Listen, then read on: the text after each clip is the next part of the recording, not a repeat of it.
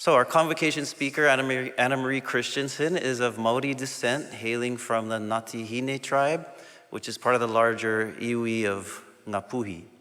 She received her bachelor's in English from BYU Hawaii, her master's in English from UH Manoa, and her doctorate in English from Idaho State University.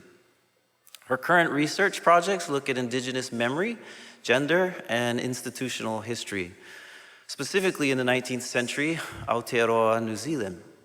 So what she's most proud of is her husband, Kurt, and her daughters, Camille and Celeste. And lastly, she does love gardening in her own backyard. So we turn the time over to AnnaMarie.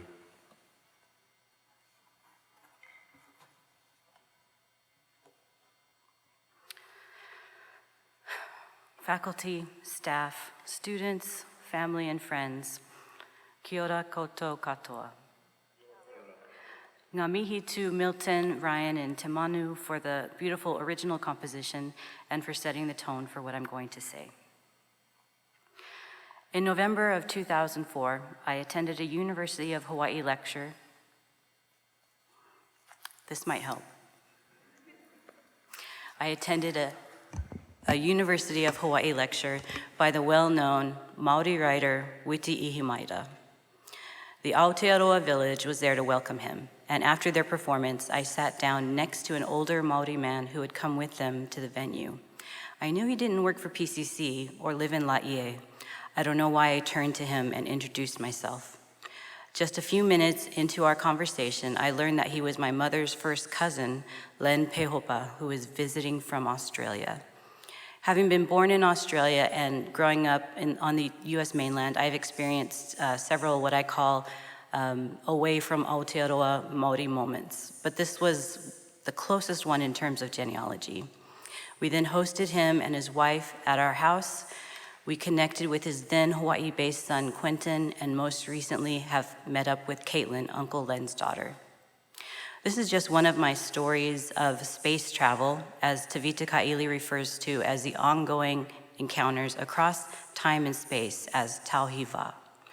These are moments in which kinship and Manaaki relationships established back home carry over to later generations in new spaces and are layered with reciprocity. While Ka'ili focuses on the complexity of the social spatial ties linking Pacific peoples to one another across a great expanse of physical space, I want to look at Manaakitanga, a Maori term which we can loosely define for now as the practice of hospitality, or how mana or spiritual energy created within the context of Manaakitanga transcends time, space, and is often reciprocal. To begin, it is important to discuss the meaning of Manaakitanga and use it as a lens to examine the history of the church, specifically in Te Tai Tokerau, or Northland, New Zealand. In Te Ao Māori, Manaakitanga refers to hospitality, often of the host or tangata whenua to the visitor or manuhiri. If we go deep, however, we can see that Manaakitanga is much more than hospitality. The word itself can be broken down into parts. Mana refers to the spiritual force or power within a person. Aki is a verb, meaning to encourage, and tanga describes a process. Thus, Manaakitanga is a process of protecting or encouraging the spiritual force of others. Manaakitanga emphasizes connection and care in life-affirming ways. It is an ethic of care and support, reverence for humanity. Further, this core value engenders reciprocal obligations of generosity and care that may take place over many generations, ensuring meaningful and long-lasting relationships between parties. The generosity and care for others enhance the mana of both the hosts and the guests and creates an expectation of reciprocation at a future date. Manaakitanga, however, is never transactional. The term manaaki, to care for mana, can be paired with other words to emphasize other kinds of care.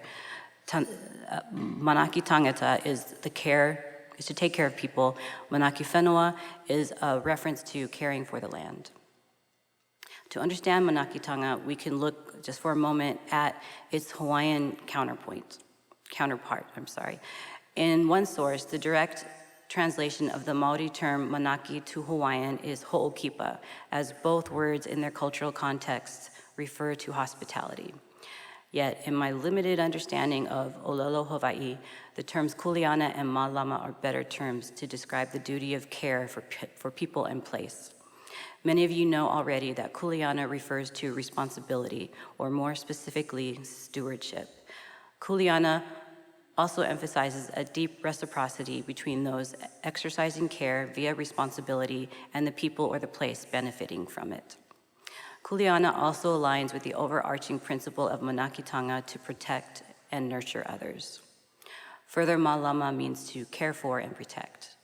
In Hawaii, we often hear the term malama aina because if we take care of the land, it will sustain us. The word malama also emphasizes reciprocity between the giver and the receiver. The switching of roles from the giver to receiver and from receiver to giver may not take place immediately or ever, but the promise and blessing of reciprocity always exists across time and space. Manaakitanga, like kuleana and malama, emphasizes responsibilities of generosity, care, and reciprocity that are as much embedded in the philosophy as they are in the practice. Now, to be clear, this is a Maori story. It is also an American story. Lastly, this is a story that stretches across time. I want to start this story of Manaakitanga, of encouraging the spiritual force of others approximately 300 years ago. So you're going to be here for a long time. And extend it into the present. I want to start with the eponymous ancestor of the Ngāti people, Hine'āmuru, from whom I am descended through my maternal grandfather. Hundreds of years ago, Hine'āmuru was the great-granddaughter of Rahiri, considered to be the founding ancestor of the Ngapuhi tribe. Because of this relationship, the Ngāti are a hapu or sub-tribe to the Ngapuhi iwi. Hine'āmuru's father, Torongare, had a falling out with his wife's people, and the family was exiled, forced to look for a new place to live. They searched for many years, and at some point they made camp because Torongare was sick and unable to walk. The family rested in Papatahora near the Motato mountain range. Hine'āmuru's mother, Hauhoa, likely died before the family got there, and it had been her dying wish that her children survive this journey and find the land they could settle. Through her mother, Hine'āmuru had inherited the mana and wisdom of Rahiri, and she was the oldest child in her family. She became the leader of this group, looking for a new place to settle. As the rangatira, or leader of her people, Hine'āmuru did the research. She led expeditions into the Waimea Valley along the banks of the Taumarere River to the Bay of Islands. She set fire to the ground in this area and collected the scorched earth to show her father. Determining that the soil was fertile, on her next trip to this area in the spring, Hine'āmuru brought with her kumara, or sweet potato seeds, and planted them. In the fall, she returned to the same area with large food baskets. The kumara had indeed thrived, and she was able to fill her baskets with the harvest. After showing her father the quality and quantity of the kumara, Torongare declared, "E ko, nana to tawa whenua," my daughter, behold our land. Hine'āmuru's people settled in the place where the kumara had grown, the Waimea Valley, now called the cradle of Ngāti. She married Koperu. Her family and their descendants flourished in Waimea and in the nearby areas. The Manaki of Hine'āmuru is acknowledged in a Ngāti Waiata, or song about her. Here we stand, the descendants of Hine'āmuru. She is a humble, peaceful woman who cares for and nurtures her people. She is Hine'āmuru, the ancestral leader of the Ngāti hapu within Waimea, from whence grew the kumara and the people. When a woman stands strong, the people will not die. Hine'āmuru, the ancestral leader of the Ngāti hapu from Waimea, from whence grew the kumara and the people. The Ngāti have nurtured their own land and have prospered from it ever since. Hine'āmuru's progeny has included great leaders. In the 19th century, Kawiti was a chief of great mana and a tactical warrior. He fought the British in order to protect his people, and later he made peace with them to do the same. His son, Maihi Praone Kawiti, was also a great leader who protected the Ngāti and their lands. In his 30s, he was baptized by CMS missionaries, and in his twilight years, at the end of the 19th century, he became a member of the Church of Jesus Christ of Latter-day Saints, as did most of the Ngāti people. The Ngāti took care of their lands and each other. Their conversion to the gospel was a natural step to continue to manaki each other. The story of Ngāti Manaakitanga continues with the story of an American missionary, John Ephraim Magleby, who over the course of his life served 3 missions to New Zealand. Manaakitanga extended from the Tangata Whenua, the people, to the Manohiri, the LDS missionaries who were their guests. The first LDS missionaries arrived in New Zealand as early as 1854. After a period of time during which no LDS missionaries proselyted in New Zealand, the Brethren sent more missionaries to what was called then the Australasian Mission. Marjorie Newton points out that prior to 1883, missionaries were teaching Pākehā with only occasional attempts to teach Māori. From that time forward, however, the missionaries learned Te Reo Māori and had considerable success converting Māori to the church. By 1886, of the 2,292 members in the Australasian Mission, 90% of the members, 2,055 of them, were Māori. This kind of success could be attributed to several things. John Ephraim Magleby wrote about why our missionaries appealed to the people. He said, "They compared me with the Christian missionaries, said that they were old, had studied and had been educated to and for their profession until they were old and bald-headed, and then didn't know anything." Gina Colvin suggests that Mormonism offered up a theology that pointed to universal concepts of equality and grace for all, and unlike other Christian faith traditions, allowed for and recognized the ancestors as a sprawling unit of salvific concern. The church also became a sort of extended family for many Māori, connecting those who were biologically related as well as those who were spiritually and socially connected through the gospel.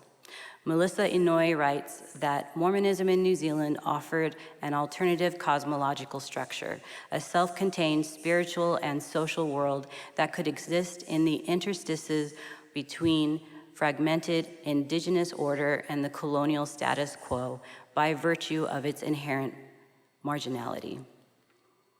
A strange byproduct of British colonialism in New Zealand was that an American church in the 19th century was nearly as marginalized as the Tangata Whenua in their homeland.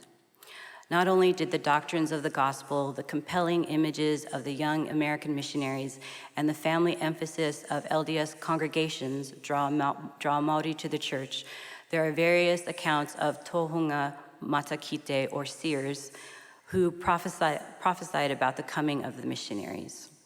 The church's emphasis on education was important for Māori. The LDS missionaries opened primary schools for Māori children where there were no government or Christian mission schools already. In 1913, the church built and operated the Māori Agricultural College. Later came the Church College of New Zealand. It was right and natural for Māori to extend their Manaakitanga to the young American missionaries who were eager to learn their language, adapt to their lifestyle, and teach them about the gospel. These were some of the significant reasons that the church gained such a strong foothold among Māori in the 19th and 20th centuries. John Ephraim Magleby was a well-known missionary in his time in New Zealand because of the active role he played in building the kingdom there. My family, as did many Māori saints, called him Eparaima Makapi, or just Eparaima. He was a man who, during his first and much of his second mission, traveled without purse or script. He and his companions always nearly relied on the hospitality of Māori, some of whom were saints and many who were not. At times, he relied on the goodwill of those who should have been his enemy.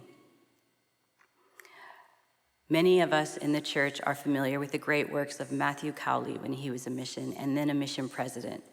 John Ephraim Magleby was a powerful leader in his own right, only he served much earlier than Cowley. In his early 20s and just newly married, Magleby served in the Australasian Mission in New Zealand from 1885 to 1889. As a husband, father, and farmer in his mid-30s, he was later called to serve in the newly formed New Zealand mission in 1898. During that second mission, in February of 1900, he was called to serve as a mission president while in the field. Makapi served as a mission president of the New Zealand mission from 1900 to July 1902.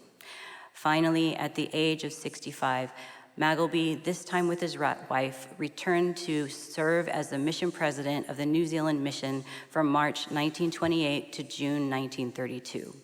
As Marjorie Newton points out in her History of the New Zealand Mission, Makapi's name deserves wider recognition among the saints of New Zealand and perhaps in church history of the time for many reasons. A significant factor in Makapi's success was that he was a fluent speaker of Te Reo Māori. Many did not realize he was a Pākehā because when he spoke, his knowledge of the language and his pronunciation was advanced. He spoke Te Reo Māori like a native speaker. He learned the language and by figuratively getting thrown into the deep end of the pool.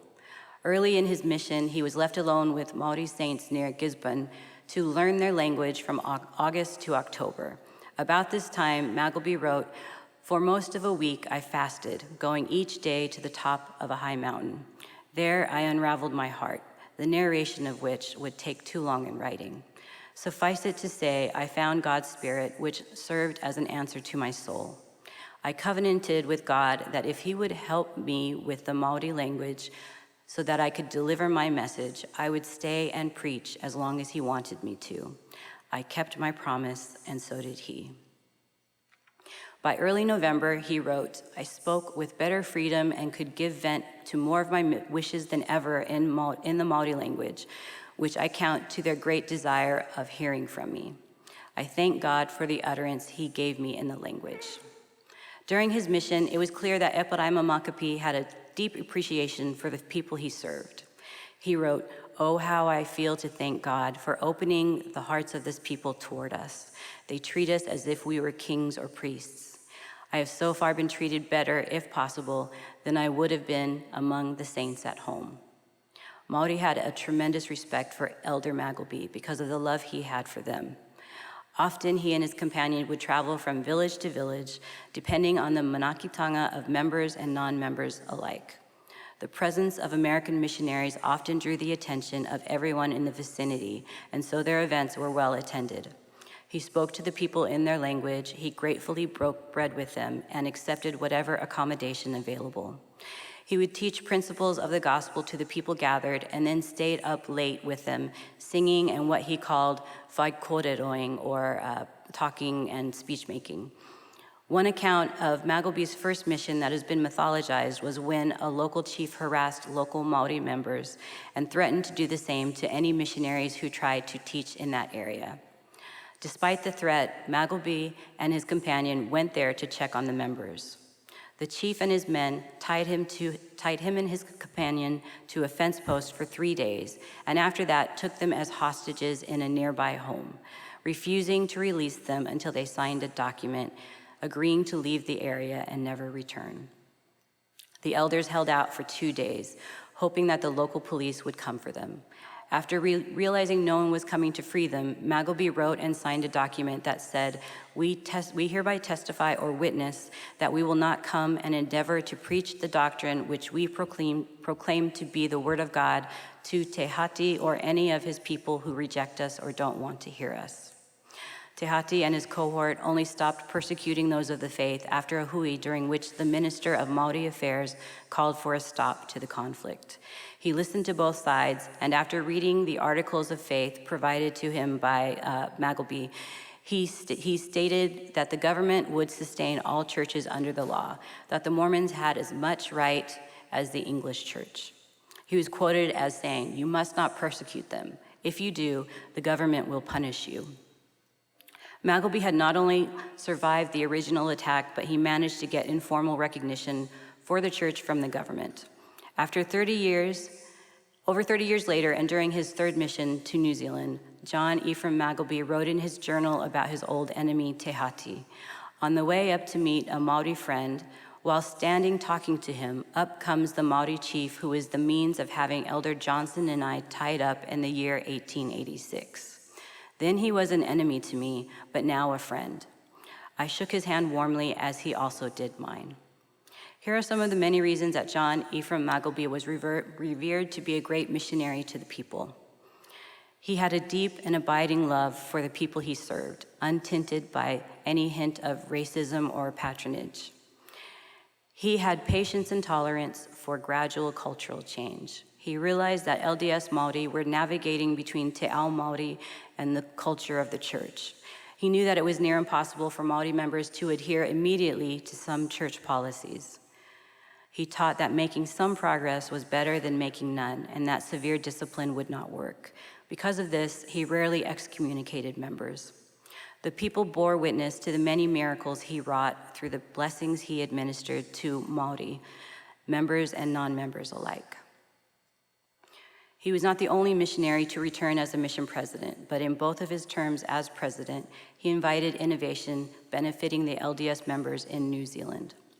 He believed that if the saints there could not have all of the blessings of gathering in Zion as their American counterparts did, then he would make sure that Zion existed in New Zealand. Some of his ideas did not come to fruition during his time there, but not for lack of effort.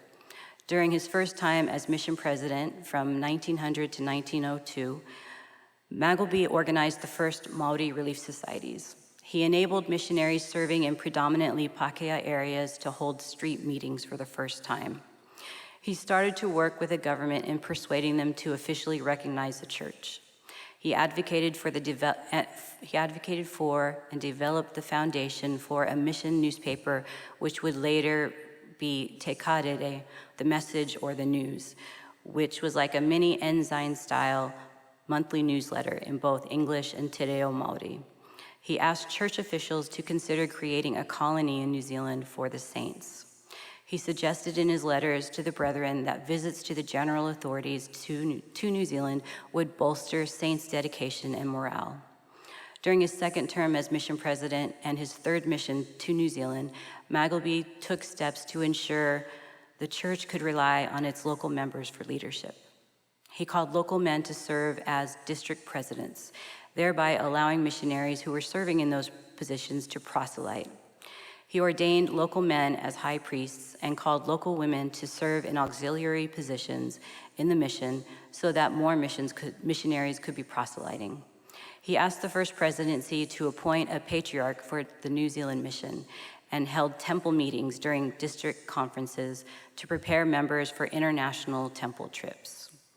Led by the Spirit in one of those meetings, he spontaneously led the congregation at a Nuhaka district conference in a Hosanna shout.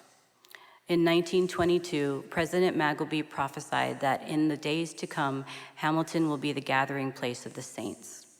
14 members of the church signed an affidavit vouching for Magleby's prophecy, and in the years following, the purchase of the land, building the college, chapels, and growing the community of Temple View, we know that all fell into place. John Ephraim Magleby painstakingly recorded all of his missions in 3 separate journals, which I read in preparation for this talk. In those pages, his love for the people is palpable. Upon his departure from New Zealand at the end of his 3rd mission, Magleby wrote, "Our leaving New Zealand, never to see the country or people again, is no easy task. My mission has been, as President Heber J. Grant promised, it was the crowning feature of my life. Never do I think I have done as much good in the same length of time. We have been able to stabilize the work so that it will stand forever, to be handled by the people, for their good and the glory of God, in fulfillment of the prophets of God who have spoken." At the time of Magleby's death, several leaders memorialized him. Matthew Cowley called him the very image of that which we call righteousness. And although this man had the skin of the white man, within him was a Māori heart. William G. Young, who labored as a missionary alongside Magleby, said he was a mission president who contributed more to the establishing of the truth. They called in their native tongue, Eparaima Makapi. To them, this extraordinary spiritual man was the one who had mastered their tongue and understood their nature far beyond any who had come among them. Hopefully, I've made a case for acknowledging John Ephraim Maggleby's role in the growth of the church in New Zealand at the end of the 19th century and at the beginning of the 20th.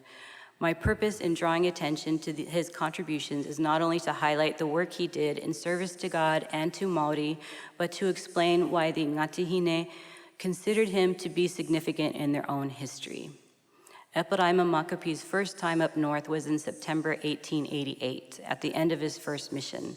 At one point, he stayed in the home of Maihi Paraone Kawiti, the son of the great chief Kawiti and the leader of the Ngāti Hine people at the time. During this period, he spent 6 months in that area.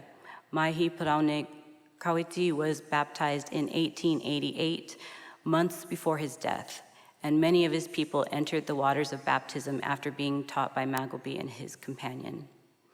In the rural areas of Waimeo, Kaiko, Pipiwai, and Kaikohe, nearly all of the people who lived there had joined the church at one point. In the period between 1880 and 1895, the number of officially organized branches jumped from 5 to more than 80. My maternal great-grandmother, Tauho Kopa, was baptized a member of the church, but her first husband, my great-grandfather, was not. Every Sunday by herself, she would take her many children by horse and cart to the church 6 miles away in Pipiwai. Hone, or John Pepe, one of the early church members in Kaiko, after the death of his first wife, married my great-grandmother, Tauho, following the death of her husband. In the early days of the church in this area, meetings were held at the Pepe home for many years. Wiramu Pehopa, Tauho's son and Pepe's son-in-law, in his oral genealogy, talks about how John Pepe was the district president for 11 years. After Pepe's death, Wiramu, his son-in-law, became the district president, during which time the local congregation numbered over 130 people in this rural area. Tauho Kopa served in the capacity of Relief Society president for many years. After her death, her daughter-in-law, Hinuoriwa Pepe, also served in that capacity for a long time. The Pepes and the Pehopas in Kaiko, as well as other large Ngāti Hine families, provided manaki to each other and to the missionaries and other church authorities who came through. Probably the most significant way that Pepe's community extended manaki toward the church was to donate land for a chapel to be built. In 1931, Pepe donated 5 acres to the church for a chapel. He also sold approximately 400 acres of land next to where the church was to be built, and donated the funds for the construction of the church in 1938. Prior to this, families in Kaiko and surrounding areas were traveling to Pipiwai or to Kaikohe to attend church and other activities. My cousin, Tai Piahana, provides the history of this chapel. It was built by Whare Hauraki, Hone Pepe, and all the locals in both the Kaiko and Pipiwai Valley. It was built in honor of John Ephraim Maggleby's name to commemorate his contribution in the conversion process of many strong and faithful families in Kaiko and Pipiwai Valley. The building was used as a chapel until a larger meeting house was built and a stake organized in nearby Kaikohe in 1969. The church returned the land in the 1970s or 80s. In the 1990s, the Māori land courts redefined that land for the common use of the tangata whenua of Kaiko. It was then that the church building was converted into a whare nui, the meeting house or main building of a marae. A whare kai, or a kitchen and dining building, was built alongside it. The whare nui was then dedicated again as Eparaima Makapi to pay tribute to John Ephraim Magleby, known amongst the tangata whenua as Eparaima. The work and commitment of this missionary had profoundly affected his community, and to name this place after Magleby reflected his important role in their history. While many of us refer to the whole of the marae as Eparaima Makapi, on maps it is also distinguished as Kaiko Marae. I'm using these terms interchangeably. I have earlier discussed how Manaakitanga was extended to the young American missionaries. Magleby baptized many, many Maori. The sacred dedication of the Kaiko Marae to Eparaima is the extension of Manaakitanga across time and space. The naming of the Wharenui after John Ephraim Magleby is caring for and paying respect to his mana, specifically his memory and legacy in Aotearoa, New Zealand. As Bolton and Branley point out, Manaakitanga forms the basis of all well-intentioned human interaction and refers to the obligation to respect the other, whether the other be living, dead, or passed on, or even non-human. For the people of Kaiko and the surrounding areas, many of whom trace back to Hineamaru, naming their marae after him was symbolic reciprocity, a way to remember him and to thank him for the gospel of Christ that he brought to them. This kind of memorial acknowledgement to great people is fairly common. We can see this in our buildings on campus. Further, there are other Ngati Hine marae named after famous men. For example, the Kawiti marae in Waimio and the Tauhenere marae in Pipiwai. These two marae were named after well-known Ngati Hine who were great leaders. Eparaima Makapi is the only Ngati Hine marae and possibly the only marae in all of Aotearoa, New Zealand to memorialize an American LDS missionary. Another difference in this naming is that it's not a large entity doing this naming. The state or the church had nothing to do with it. These are the families in the Pipiwai and Kaiko area acknowledging Magleby for serving them, and they are thanking him. Such a grassroots or non-institutional memorial is surprising unless you know what John Ephraim Magleby accomplished across 3 different missions to New Zealand in the course of his lifetime. Several generations after his visits, Ngati Hine men and women served in church callings, sent their sons to the Maori Agricultural College, and their children to CCNZ. They saved and raised money to take temple trips to Hawaii to perform the work for their dead. They raised money and contributed land, resources, and funds to build church meeting houses up north and to support the construction of the temple in Hamilton, the first temple to be built outside of the United States. They sent their children on labor and proselyting missions. One significant contribution tying the Ngati Hine to Laie itself is that most, if not all, of the wood used for the carvings in the Aotearoa village was donated by the Ngati Hine, came from Ngati Hine lands. The waka in the village is famous in its own right as it was originally gifted to British royalty visiting New Zealand. It was also built from a kauri tree in the same area. For me, I see all of these connections as the beautiful and complex tangle of Manaakitanga, where care is given, care is received. It is never transactional, but it comes in ways we cannot measure or expect. Because of Eparaima Makapi, because of this, the Eparaima Makapi marae stands not only as a testament to a man, but also as a testament to a people who embrace the gospel and acknowledge the good it has brought to their lives. My cousins who have talked to me about this special place do not see the naming of their important space after a missionary out of the ordinary. It is the very act of uplifting the mana of others to nourish one's own mana. His story is intertwined with theirs. Besides his name on the prominent sign of the building, Eparaima's portrait occupies a central place on the interior wall that memorializes those who have gone before us. In April of 2003, 35 descendants of John Ephraim Magleby journeyed together to Aotearoa, New Zealand, to see the people and the places their ancestor wrote extensively about in his missionary journals. Many had saved money for several years to attend this special family reunion. They were feted with warm welcomes throughout the North Island. During that trip, his descendants were approached by tupuna, or elderly Maori, who related stories of Eparaima's prophecies that came to be. In Kaiko, the Magleby party was welcomed onto the marae with deep respect. because of all their forefather had done for the people.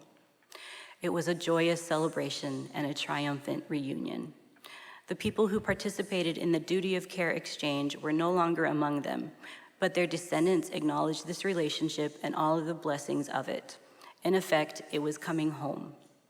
According to Hirini Henare, who was there, most of Eparaima's descendants spoke Te Reo fluently, better than some Maori I know.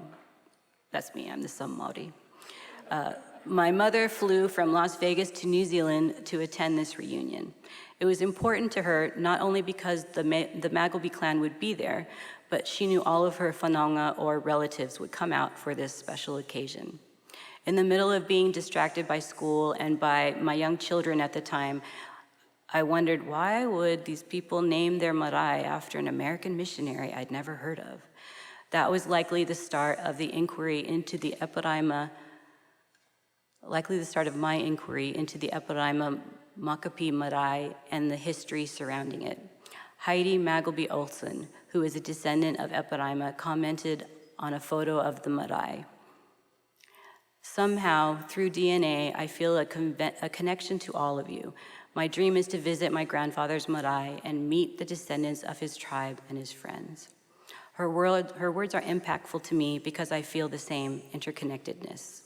The people who whakapapa or trace their lineage to Ngāti Hine consider John Ephraim Magleby as one of their own, just as he treated them as such. The aroha embedded in Manaakitanga ensured such that even in the present, the Maglebys and the people who can trace their genealogy back to the marae named after John Ephraim Magleby continue that relationship. If I had more time, I would talk about the many ways Manaki was exchanged when I was in my own family, when I was growing up in Las Vegas, and how those memories function in the context of Manaakitanga, but I don't have time.